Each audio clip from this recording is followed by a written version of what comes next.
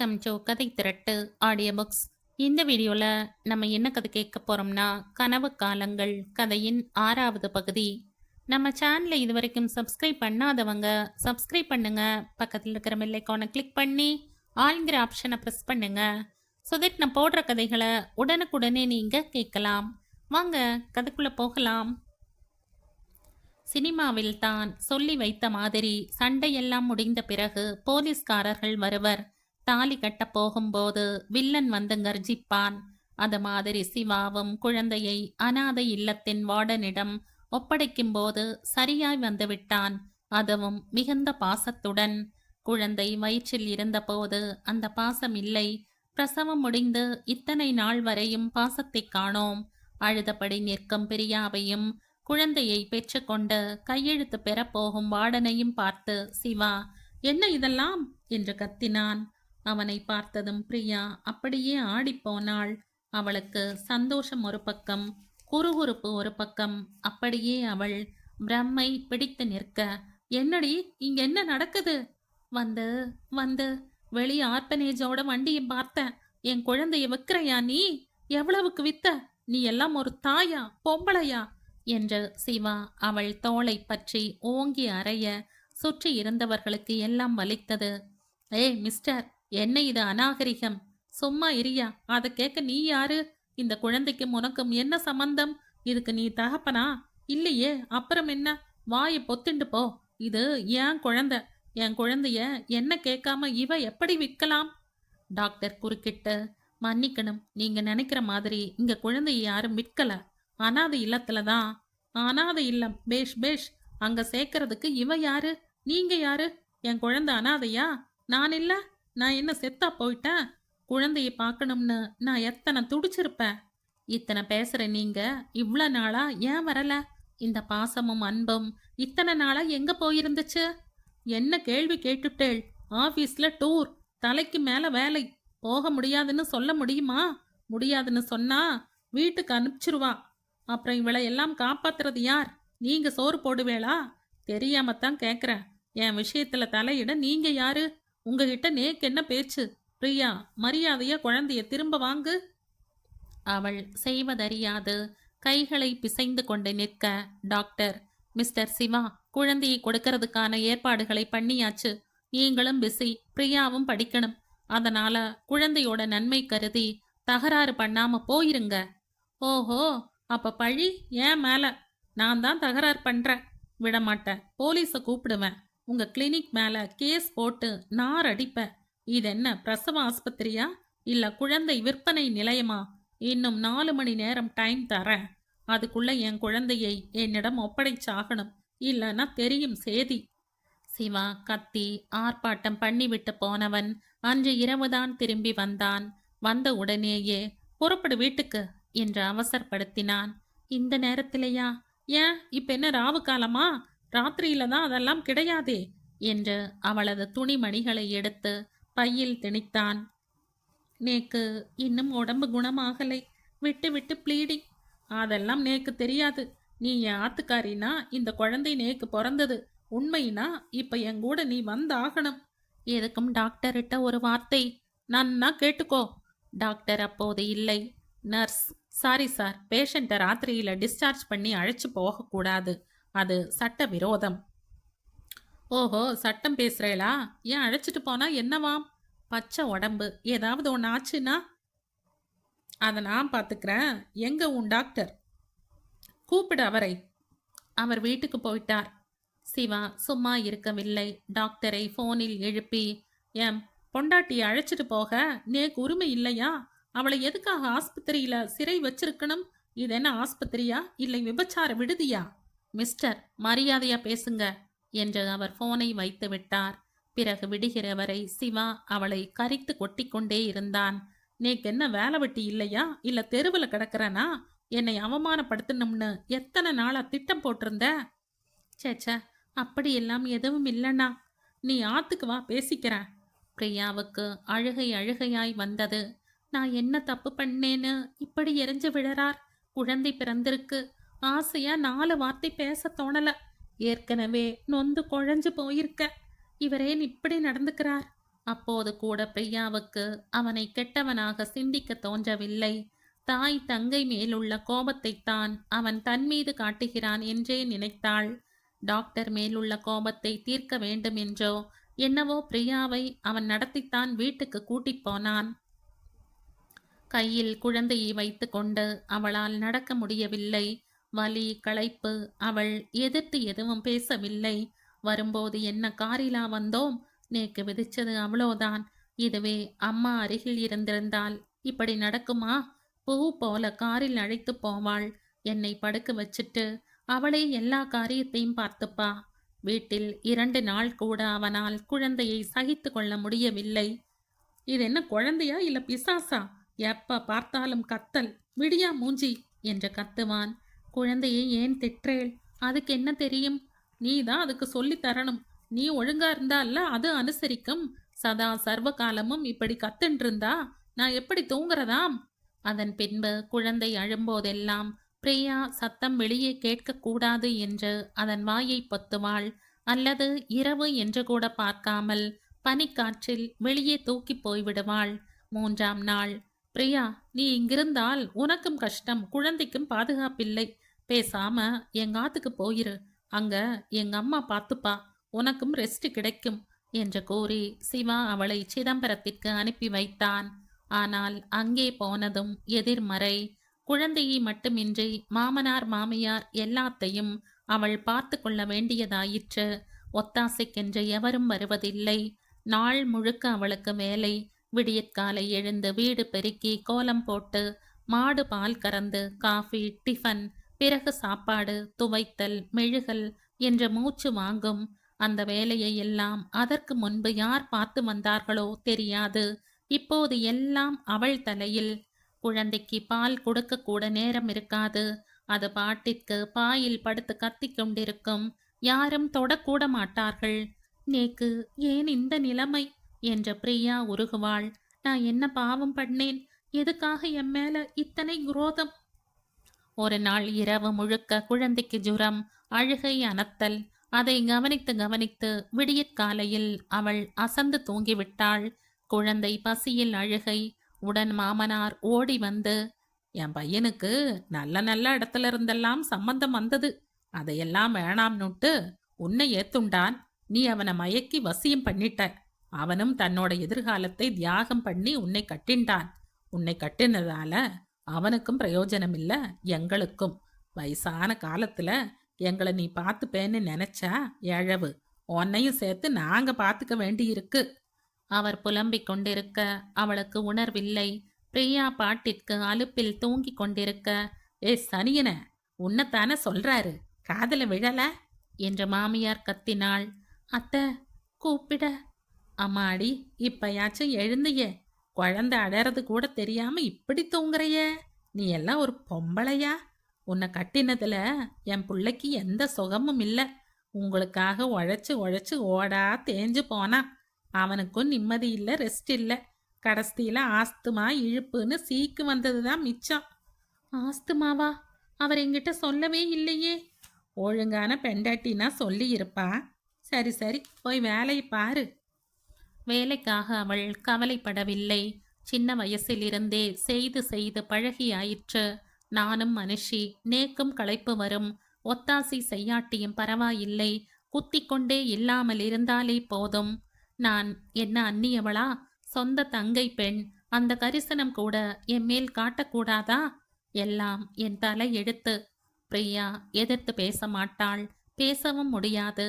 அதற்கு உடலிலும் தெம்பில்லை, மனதிலும். எதிர்த்து பேசினால் இன்னும் வைராகியம் கூடும். திமிர் பிடித்தவள் என்ற பட்டம் சூட்டுவர். இன்னும் 2-3 மாதங்கள் எப்படியாவது ஓட்டிவிட்டால் போதும். அப்புறம் படிப்பை தொடரப் போய்விடலாம். ஒரு சமயம் சமைத்து வீட்டில் எல்லோருக்கும் பரிமாறினதும் சாப்பாடு காலி. அவளுக்கு வேண்டும் என்று யாரும் மிச்சம் வைக்கவில்லை. பிரியாவுக்கு சரியான பசி. வேளா வேளைக்கு ஒழுங்காய் சாப்பிட்டாலே உடலில் தெம்பில்லை. குழந்தைக்கு போதுமான பால் இல்லை. இதில் பசியோடு எப்படியாம்? மறுபடியும் ஒரு உலை வைக்க பயம். அரிசி எடுக்க போனால் திட்டுவார்கள். என்ன செய்யலாம்? தண்ணீர் குடித்தாலும் நிற்கப் போவதில்லை. அப்போது தொழுவத்தில் பசு அம்மா என்று கத்திற்று.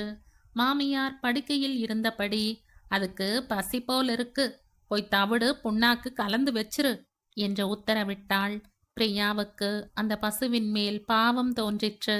தன் பசியை விட அதன் பசிதான் அப்போது பெரிதாய் தெரிந்தது. ஓடிப்போய் தவிடு கலந்து கடலை புண்ணாக்கை எடுத்தபோது நாக்கில் எச்சில் ஊறியது. வயிற்றில் கபகபப்பு. ஏதாவது கிடைத்தால் போதும் என்கிற நிலைமை.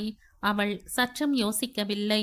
புண்ணாக்கு கட்டி 2 எடுத்து கடிக்க பின் பக்கத்து வீட்டு கிழவி அதை பார்த்திருக்க வேண்டும்.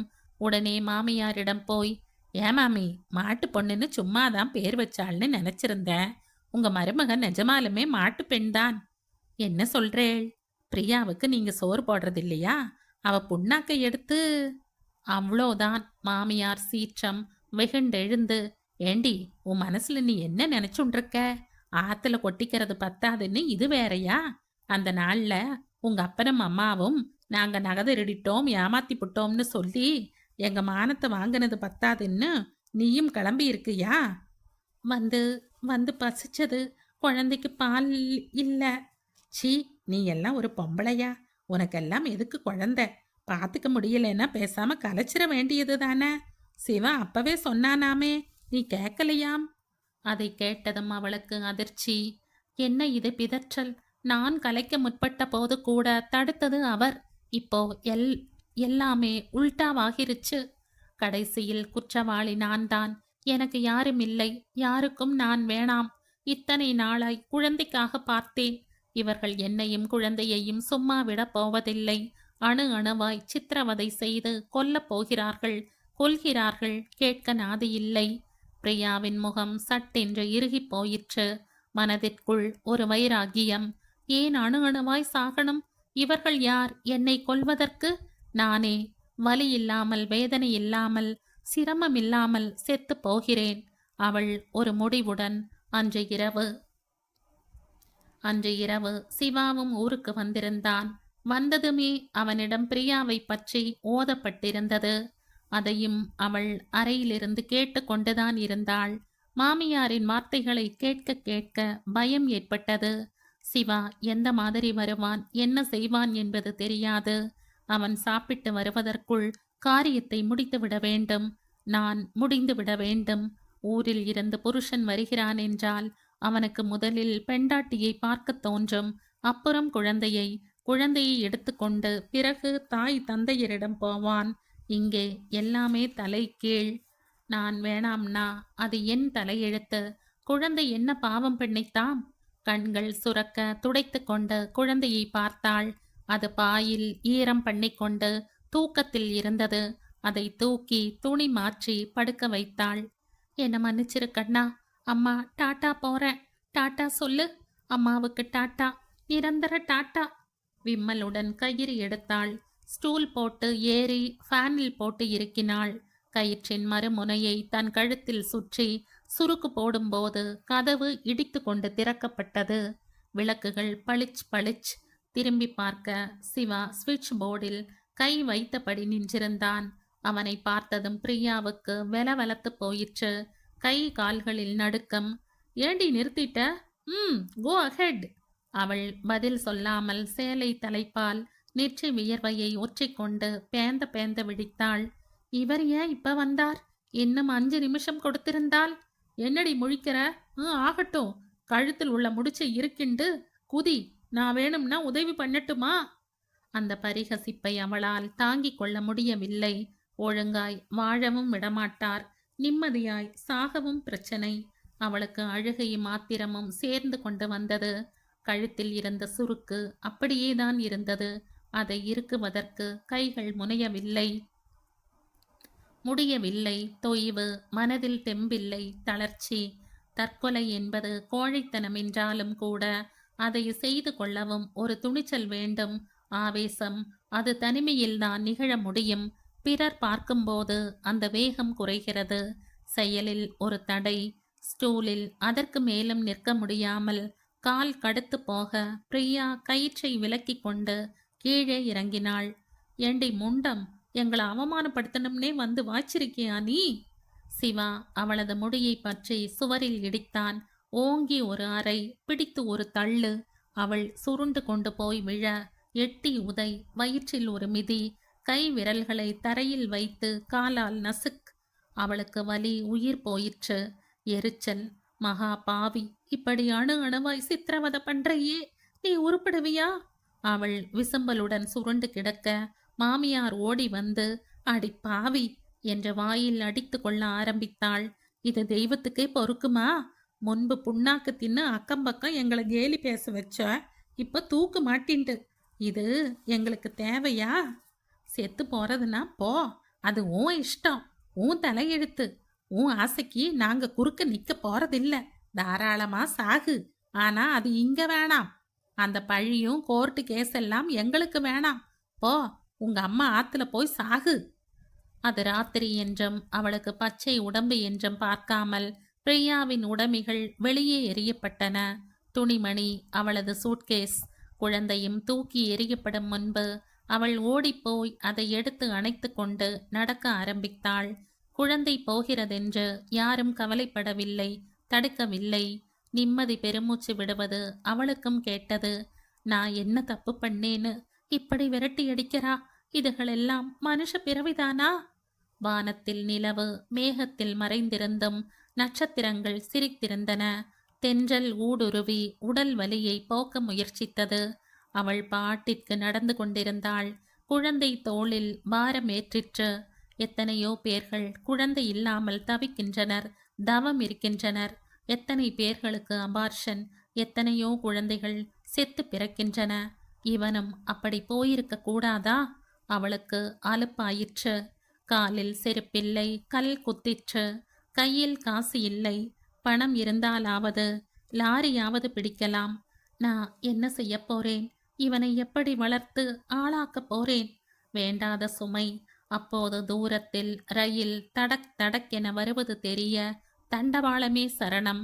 வேக வேகமாய் நடக்க ஆரம்பித்தாள். அவள் தண்டவாளத்தை நெருங்குவதற்குள் ரயில் நின்று விட்டிருந்தது. சிக்னல் கிடைக்கவில்லை போலும். டிரைவர் வெளியே எட்டி பார்த்து கொண்டிருந்தார். அப்போது குழந்தை தூக்கம் விழித்து அவளது முகத்தை பார்த்து புன்னகை. அதில் 1000 விட்டமின்கள். அந்த புன்னகை அவளுக்கு இதமாயிருந்தது, தெம்பு தந்திருந்தது. நிலவு மேகத்தை விட்டு வெளியே வந்து பிரகாசித்திருக்க, ஏன் சாக வேண்டும்? நானும் அது மாதிரி பிரகாசிக்கலாமே. மனதிற்குள் ஒரு உத்வேகம், எழுச்சி, மலர்ச்சி. உடன் ரயிலில் ஏறி அமர்ந்தாள்.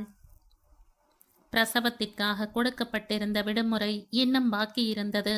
பிரியா குழந்தையை பழையபடி அந்த ஸ்ரீரங்கம் வீட்டில் வைத்து பராமரிக்க ஆரம்பித்திருந்தாள். சிவா திரும்பி கூட பார்க்கவில்லை. குழந்தை என்பது ஒரு வரம், அது ஒரு அழகு. அந்த அழகும் வனப்பும் ஒரு வகையில் தெய்வீகம். அந்த மழலையின் பொக்கை வாய் சிரிப்பு ஒரு ஆனந்தம். அந்த அரவணைப்பு ஒரு இதம். எல்லாம் அது அழாத வரைதான். அழ ஆரம்பித்து விட்டால் சலிப்பு. பெற்ற தாய்க்கே கூட சனியன வாய மூடு என்று அடிக்கத் தோன்றியது. குழந்தைக்கு தெரியுமா அவளுடைய கஷ்டம்? குழந்தைகளை பொறுத்தவரை அவர்களுக்கு எல்லாமே புதிதாய் வேண்டும். புதிய புதிய உடைகள், பொம்மைகள், அதே மாதிரி புது புது முகங்கள். எப்போதும் ஒரே முகத்தை, அதாவது தாயின் முகத்தையே பார்த்திருக்கும் போது அதற்கு சலிப்பாகிறது. அதனால் வெவ்வேறு முகங்களை தேடுகிறது. அது தேடும் பருவம். வீட்டில் தாத்தா, பாட்டி, சகோதர சகோதரிகள் என்றிருந்தால் அவர்களும் கொஞ்சுவார்கள். கொஞ்ச நேரம் தூக்கி செல்வார்கள். வேடிக்கை காட்டி நடப்பார்கள், விளையாடுவார்கள். யாரும் இல்லாத போது அவஸ்தை. பிரியாவுக்கும் குழந்தையை யாராவது வைத்திருக்க மாட்டார்களா என்று தோன்றும். கொஞ்ச நேரமேனும் அதனிடமிருந்து விடுதலை கிடைக்காதா? சாப்பிட, குளிக்க, தூங்க என்று எல்லாமே அவளுக்கு சிரமம். உடன் அம்மா நினைப்பு எடுக்கும். அவள் மட்டும் இருந்தால் இத்தனை அவதிப்பட வேண்டி இருந்திருக்குமா? அந்த சமயம் பால்காரி, பிரியா, உங்க அம்மாவை நான் பார்த்தேன் என்றாள். உடன் அவளுக்கு சந்தோஷமாயிற்று. எங்க எங்க பார்த்த? கேகே நகர்ல என்று அவள் விலாசம் சொல்ல பிரியாவின் மனம் உருகி போயிற்று. அம்மாவை பார்க்க வேண்டும், பேச வேண்டும், அவள் கையால் சாப்பிட வேண்டும். என்னதான் என் பேரில் கோபம் இருந்தாலும் குழந்தையை பார்த்தால் இளகி போவா, வாரி அணைச்சுக்குவா. அம்மாவுக்கு இளகின மனசு. மறுநாள் குழந்தையுடன் பிரியா அந்த வீட்டை தேடி கண்டுபிடித்து போய் நிற்க சபாபதி, அதாவது அனுஷாவின் புருஷன், அவளை வாசலிலேயே நிற்க வைத்து விட்டான். அவனது கையில் துடைப்பக்கட்டை. எங்க வந்த? அம்மாவை பார்க்க, தங்கையை பார்க்க. தங்கையை நீ பார்க்க முடியாது, அதுக்கு நான் அனுமதிக்க மாட்டேன். அம்மா இல்ல? இருக்கா, ஆனா உன்னை பார்க்க அவ விரும்பல. அத என்கிட்ட சொல்ல சொல்லுங்கோ. அதற்குள் சுப்புலட்சுமி வெளியே வர முயல. அத்தை போங்க உள்ள என்று விரட்டினான். பழசெல்லாம் மறந்து போச்சா? அவள் உள்ளேயே அடங்கி போக, நீங்க என் பேர்ல கருணை வைக்கணும். இது பச்சை உடம்பு. குழந்தையை ஒரே ஒரு தரம் அம்மாட்ட காட்டிட அனுமதிக்கணும். வேணாம், அது அயோக்கியனுக்கு பிறந்தது. அதை உள்ள விட்டா தெய்வ தோஷம் வரும். இது சாத்தானின் ரத்தம். தயவு செஞ்ச குழந்தையை சபிக்காதேள். இது என்ன பாவம் பண்ணித்தாம்? சும்மா வளவளன்னு பேசின்னு இருக்காம கிளம்பு. எங்க அம்மாவை பார்க்க கூட நேக்கு உரிமை இல்லையா? உரிமையா? இத்தனை நாள் இல்லாத உரிமை இப்ப எங்கிருந்து வந்தது? எப்படி வந்தது? இத்தனை நாளா தேடிண்டுதான் இருந்தேன். நேக்கு விலாசம் கிடைக்கல. தயவு செஞ்சு நகருங்க. ஏங்கி போயிருக்கேன் நான். அம்மாவை பார்க்கணும். அவ மடியில விழுந்து அழணும். அவ கையால சாப்பிடணும். நாங்க அரிசி காசு கொடுத்துதான் வாங்குறோம். இது ஒன்றும் சத்திரமோ சாவடியோ இல்ல. நான் காசு கொடுத்துடுறேன். காசு கொடுத்தா ஹோட்டல்லையே சாப்பாடு போடுவா. அதுவும் இதுவும் ஒன்னாயிருமா மாமா? ஏன் இப்படியெல்லாம் பேசுறேள்? நான் உங்களுக்கு என்ன கெடுதல் பண்ணினேனா? கெடுதல் நீ வேற பண்ணணுமா? அவன் பண்ணினது பத்தாதா? நோக்கு தெரியுமா? நான் ஒரு தரம் உங்க வீட்டுல அனுஷாவுக்கு பாடம் சொல்லி கொடுத்துட்டு சாப்பிட்டப்போ இது என்ன சத்திரமா சாவடியான்னு சொல்லி என் தட்டை எட்டி உதைச்சான். என் கழுத்தை பிடிச்சு வெளியே தள்ளினான். அதுக்கு நானும் இந்த குழந்தையும் என்ன பாவம் பண்ணினோமாம்? இது அவன் ரத்தம், அவனோட விதை, பாவத்தின் சின்னம். உனக்கு அம்மாவை பார்க்கணும்னு தோணித்துன்னா இந்த சனியனை அப்படி தெருவில் போட்டுட்டு உள்ள வரலாம். மாமா, உங்களுக்கு கருணையே இல்லையோ? இருக்கு, ஆனா அதை எல்லாரிடமும் காட்ட வேணுங்கிற அவசியம் இல்லை. எப்படி சௌகரியம்? மன்னிச்சுக்கோங்கோ, என் சுயநலத்துக்காக பச்சை குழந்தையை தரையில் போட முடியாது. அப்ப இங்க அனுமதி இல்லை, நீ போகலாம் என்று சபாபதி கதவை சாத்த போக, இருங்கோ, நான் போறதுக்காகத்தான் வந்த. இங்கேயே தங்கிட போறதில்ல. போறேன். அதுக்கு முந்தி என்னை பெத்து ஆளாக்கினவ சொல்லட்டும் நான் அவளோட மகள் இல்லைன்னு. அப்புறமா நான் போயிடுறேன். சபாபதி உள்ளே கண் காட்ட சுப்புலட்சுமி கதவோரம் வந்து நின்றாள். பிரியா அம்மா என்று உருக, அவள் சி, என்னை அப்படி கூப்பிடாத. அதுக்கு நோக்கு எந்த உரிமையும் இல்லை. என் மூத்த பொண்ணு எப்பயோ செத்து போயிட்டா. நேக்கு இப்போ ஒரு மகதான் என்று சொல்லிவிட்டு கதவை படார் என்று அடித்து மூடிக்கொண்டாள். பிரியாவுக்கு வேறு எதையும் விட குழந்தைதான் அப்போது பெரிய சுமையாகவும் தன் வளர்ச்சிக்கு தடையாகவும் தெரிந்தது. இவன் மட்டும் இல்லை என்றால் நான் என் வழியில் போய்கொண்டே இருக்கலாம். யாரையும் எதிர்பார்க்க தேவையில்லை. யாருக்கும் பயப்பட வேண்டியதில்லை. சிவா என்னை நல்லா ஏமாத்திட்டார். குழந்தை பிறந்தது என்றால் வீட்டில் எத்தனை கோலாகலமாயிருக்கும். கர்ப்பமாயிருக்கும் போதே ஏக உபசரிப்பு, வளைகாப்பு, குழந்தைக்கு பெயர் வைத்தல், காது குத்தல், இப்படி எத்தனை எத்தனை வைபவங்கள். இது எதுவுமே நேக்கும் இல்லை, குழந்தைக்கும் இல்லை. அப்போது அவளது நோக்கமெல்லாம் படிப்பு படிப்பு. மெடிக்கல் முடித்துவிட்டால் பிறகு யாரையும் எதிர்பார்க்க வேண்டியதில்லை என்று நினைத்தாள். சுய சம்பாத்தியம். அதுவரை குழந்தை விடுதியில் இருக்கட்டும் என்று சேர்க்க நினைத்த போது சிவா வந்துவிட்டான். அவன் எப்போதுமே அப்படித்தான், புதிர். அவனது சுபாவம் எப்போது எப்படி இருக்கும், எப்படி மாறும் என்று சொல்ல முடியாது. எட்டி உதைப்பான், அப்புறம் கொஞ்ச நேரத்தில் கட்டி தழுவி கொள்வான். அவன் முழு நேர முரடனாயிருந்தால் சீ போ என்று ஒதுங்கி விடலாம். இப்படியும் அப்படியுமாயிருந்ததால் அவளால் எந்த முடிவுக்கும் வர முடியவில்லை. ஆம்படையானை ஒதுக்கி வைப்பது அத்தனை பெரிய பிரச்சனை இல்லை. ஆனால் அதற்கு பின்பு அக்கம் பக்கம் இருப்பவர் ஒரு மாதிரி பார்ப்பர், பேசுவர், அப்ளிகேஷன் போடுவர்.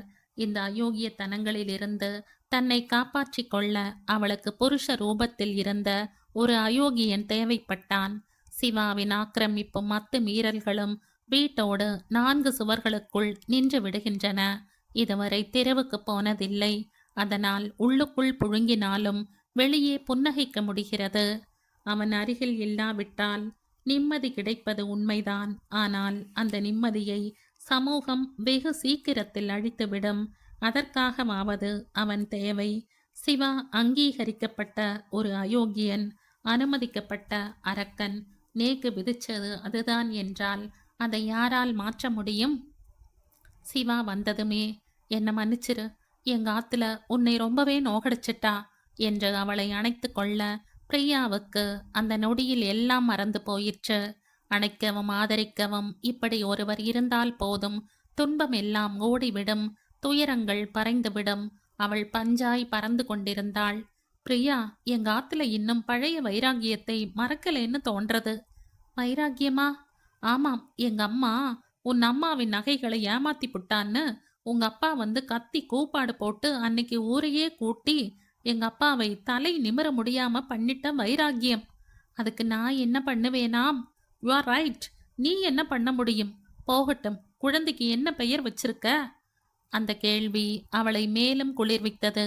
இதுதான் புருஷ லட்சணம். என்ன வைக்கலாம், நீங்களே சொல்லுங்கோ. என் தோப்பனார் உயிரோட இல்லை. தாத்தா பேரை பேரனுக்கு வைக்கிறது தானே முறை. ராமச்சந்திரன்னு வச்சிடலாமா? அவன் யோசித்து விட்டு, வேணாம். ஏன்னா அந்த பெயர் ராசி இல்லைன்னு தோணுது. உங்க அப்பா அல்ப ஆயுசு, நம்ம பையன் 100 வருஷம் வாழணும். பேசாம ஏன் தோப்பனார் பெயரையே வச்சிடலாமே. என் தங்கை கூட அப்படித்தான் சொன்னா. விக்னேஸ்வரன்னு பெயர் எழுதி விக்கின்னு கூப்பிடலாம். என்ன சொல்ற? சரி, உங்க இஷ்டம். சொல்ல மறந்துட்டேனே, என் தங்கை நாளை காலை 6 மணிக்கு டில்லியிலிருந்து வரா. அவளுக்கு இங்கே கொஞ்சம் வேலை இருக்காம். நம்ம ஆத்துல தான் தங்க போறா. நோக்கு அப்ஜெக்ஷன் ஒன்றும் இல்லையே? நோக்கும் ஒத்தாசையா இருப்பா. சேச்ச, உங்க தங்கைய ஒன்றும் இங்கே தங்காம வேற எங்க போவாளாம். பேஷா வரட்டும். சந்தோஷம். நீ ஒரு காரியம் பண்ணு. விடியற்காலை 3 மணிக்கே எழுந்து டிஃபன் ரெடி பண்ணி வச்சுட்டு ஸ்டேஷனுக்கு போய் அவளை கூட்டி வந்துரு. என்ன? மறுநாள் பிரியா ஸ்டேஷனுக்கு 3 மணி நேரம் முன்பே போய் காத்திருந்தது. நாத்தனாரின் லக்கேஜ்களை சுமந்து கொண்டு வந்தாள். நாத்தனார் மாமியாருக்கு அக்கா போலும். வந்ததில் இருந்தே பிரியாவை விரட்டு விரட்டு என்று விரட்டினாள். ஏன் இப்படி பண்ற, அப்படி பண்ற, நேக்கு சப்பாத்தி வேணும், ஆப்பிள் ஜூஸ். அவள் குழந்தையை பார்த்துவிட்டு, இது எங்க அண்ணா ஜாடையாவே இல்லையே என பிரியாவுக்கு பற்றி கொண்டு வந்தது. இவர்களின் குடும்பமே இப்படித்தானோ? குதர்க்கம். யாருக்குமே நேர் வழியில் சிந்திக்க தோன்றாது போலிருக்கிறது. அவள் விக்கியை தொடுவது கூட இல்லை. அவளையும் சேர்த்து பிரியா கவனிக்க வேண்டியிருந்தது. நாத்தனாருக்கு டிவி பார்க்கவும் புத்தகம் படிக்கவும் சாப்பிட தூங்கவுமே நேரம் சரியாயிருந்தது. ஒரு சமயம் அவள் குழந்தையை குளிப்பாற்றேன் என்று தன் காலில் போட்டு தண்ணீரை அதன் மூக்கில் ஊற்ற குழந்தை மூச்சு தடுமாறி அழ பிரியாவுக்கு பக் என்றாயிற்று. அச்சச்சோ, குழந்தையை இப்படியா குளிப்பாட்டுவா? உங்களுக்கு எதுவுமே தெரியலையே, இப்படி கொடுங்கோ என்று விக்கியை வாங்கி கொள்ள அவளுக்கு ரோஷம் பொங்கிற்று. அண்ணா, பாத்தியா உன் ஆத்துக்காரிய? நேக்கு குழந்தை இல்லைன்னு குத்தி காட்டுறா என்று புசு புசுவென அழுகை. ஐயோ இல்லேண்ணா, நான் அந்த அர்த்தத்துல சொல்லல. அப்புறம் எந்த அர்த்தத்துல சொன்னியாம் என்ற பிரியாவின் கன்னத்தில் அறை. அதை பார்த்து நாத்தனாருக்கு சந்தோஷம். ஏண்டி இப்படியெல்லாம் நடந்துக்கிற? உனக்கு ஒத்தாசை செய்யவும் குழந்தையை பார்த்துக்கவும் தானே அவ வந்திருக்கா. அப்புறம் அவளை இன்சல்ட் பண்ணா என்ன அர்த்தமாம்? முதல்ல அவ காலில் விழுந்து மன்னிப்பு கேள். அண்ணா வேணாம், விட்டுரு. என் காலில் யாரும் விழ வேணாம். நான் டெல்லிக்கு திரும்பி போறேன். நாத்தனார் வந்த வேலை முடிந்திருக்க வேண்டும். அவள் கிளம்பி விட்டாள். போகும் முன்பு சிவாவிடம், அண்ணா, குழந்தையோட ஜாட சரியில்லை. பிரியாவோட நடவடிக்கை மேல சந்தேகம். நோக்கு எப்பையும் அவ மேல ஒரு கண் இருக்கட்டும் என்று விஷம் விதைத்தாள். வருபவர்கள் எல்லாம் தனக்கு இடைஞ்சலுக்குத்தானோ என்று பிரியாவுக்கு சங்கடமாயிற்று. டெலிவரி லீவ் முடிந்து பிரியா மறுபடியும் காலேஜில் சேர வேண்டிய நாள் வந்திருந்தது. ஏன்னா நான் படிக்க போட்டா? தாராளமா போ, நான் தடுக்கல. ஆனா அதுக்கப்புறம் குழந்தையை மறந்துடணும். என்ன சொல்றேள்? அது வேற ஒண்ணும் இல்லை. குழந்தையை நினைச்சுட்டு இருந்தால் படிக்க முடியாதே, அதனால சொன்னேன். ஹவுஸ் சர்ஜன் கோர்ஸ் முடிகிற வரை குழந்தையை பார்த்து கொள்ள என்று சிவா வேலைக்காரி ஒருத்தியை வைத்திருந்தான். குழந்தையை பார்த்து கொள்ள என்பதை விட அவன் வைத்திருந்தான் என்பதே நிஜம். வீட்டில் எந்தவித இடையூறுமின்றி கொட்டமடிக்க வேண்டும் என்பதற்காகவே பிரியாவை படிக்க அனுப்பியிருந்தான். வேலைக்காரிகளும் அங்கே அடிக்கடி மாறுவர்.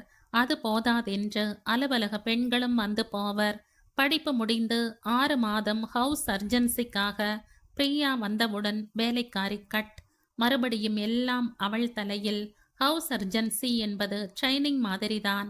வேலை பார்ப்பது போலவே காலையில் கிளம்பினால் மாலை 6 மணி வரை கசக்கி பிழிந்து விடுவர்.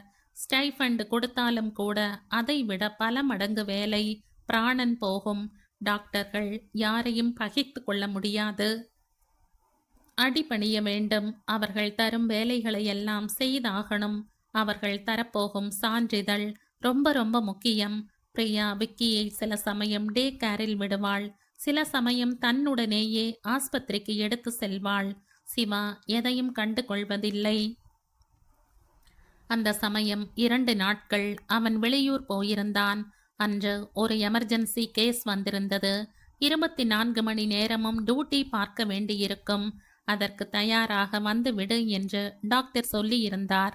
பிரியாவுக்கு தர்ம சங்கடம். குழந்தையை தூக்கி போனால் அன்று நிச்சயம் கவனிக்க முடியாது. என்ன செய்யலாம் என்று யோசித்து கொண்டிருந்த போது தங்கை அனுஷா வழியில் எதிர்பட்டாள். அனு, இன்னைக்கு ஒரு நாள் மட்டும் பார்த்துக்கேயேன் ப்ளீஸ். விக்கியை அவளிடம் கொடுத்துவிட்டு அந்த எமர்ஜென்சி ஆபரேஷனை கவனிக்க சென்றாள் பிரியா. ஆனால் அடுத்த 1 மணி நேரத்தில் அனுஷா குழந்தையை திருப்பி கொண்டு வந்து, சாரிக்கா, எங்க ஆத்துக்காரர் இதை தொடப்படாதுங்கிறார், நேக்கு பார்த்துக்க முடியாது என்று கொடுத்துவிட்டு, குழந்தைக்கு ஜுரம் போல இருக்கு, பார்த்துக்கோ என்று சொல்லி போய்விட்டாள். பிரியாவுக்கு தர்ம சங்கடம்.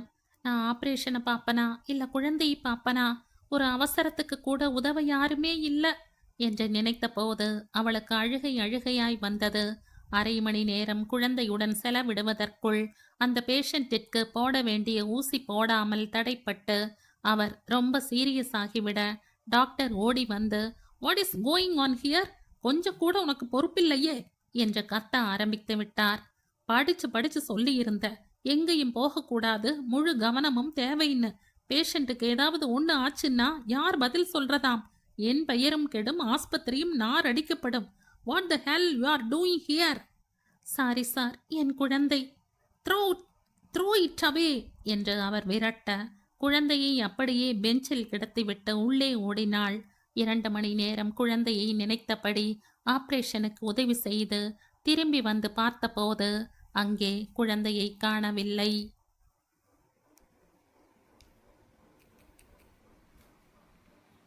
இந்த கதையின் தொடர்ச்சியை அடுத்த பதிவில் கேட்கலாம். நன்றி.